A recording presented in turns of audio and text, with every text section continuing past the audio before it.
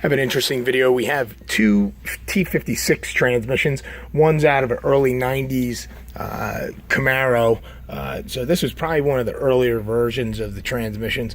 And then we also have one out of a 2002, 2003 Corvette. So we look at this transmission. This transmission was brought in. Guy's doing some motor work, so he wanted the transmission gone over. But this thing is hurt pretty good. So, oftentimes people, refer to the transmission as grinding. Well, what's actually grinding is, this is a slider, and the slider has dog teeth. And these dog teeth are what actually engage over the dog teeth on the gear. So anytime you hear it grinding, you're going to hear, the slider dog teeth and the dog teeth on the gear grinding together. Now, what basically will create this condition is when you have something called a blocker ring. Okay, the blocker ring is part of the synchronizer assembly. When you move the slider assembly, then you move the slider, it pushes on the blocker ring, which then pushes on a conical taper on the gear, and that's when it actually speeds up or slows down the gear, depending on whether you're upshifting or downshifting. So in the event that you have wear on these blocker ring components, you will have minimal clearance. Okay, you look, there's a certain amount of clearance, it should be there, and what can happen is when this wears out, the clearance is obviously going to be decreased.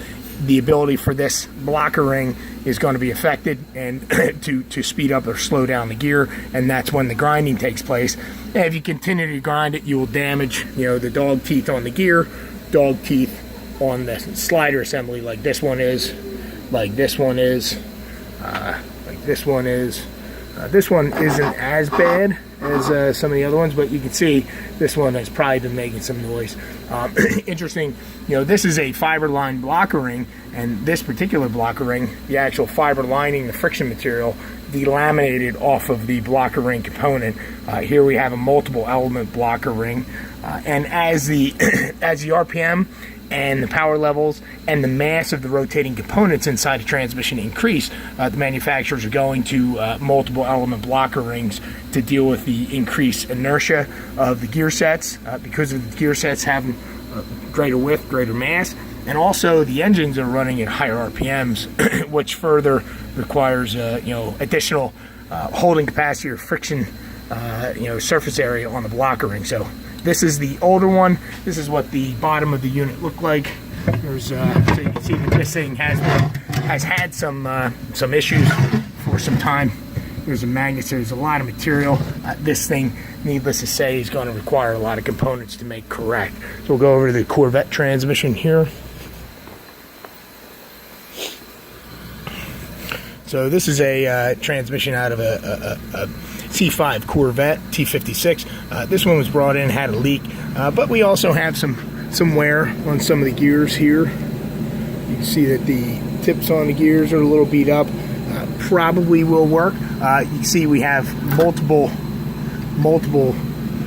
element blocker rings. As this T56 transmission has evolved, they have made an effort to increase basically the holding capacity of those blocker rings and allow them to do what they need to do with higher RPM engines, and also gear sets that have a little bit more inertial mass.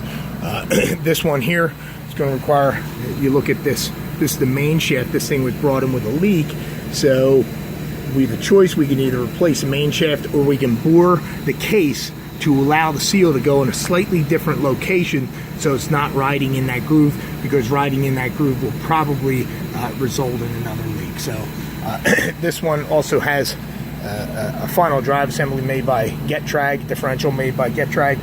This one here, you can see the oil that was in it was pretty deteriorated, pretty nasty. This differential is prone for generating significant temperatures. When it generates significant temperatures, often will deteriorate the oil to a point where it will not provide the necessary lubrication characteristics, shock characteristics, and it can actually allow the gear set to begin becoming damaged. Also doesn't provide adequate protection for the bearing. So on these, if you do not have a transmission cooler, if you're using it in a road course setting, highly advisable, just because of the deterioration of the oil, no matter whether it's synthetic or or conventional, to replace that oil after every so many hours of operation. So hope that this information was something to be used in the future, but it's neat to see the evolution of these transmissions.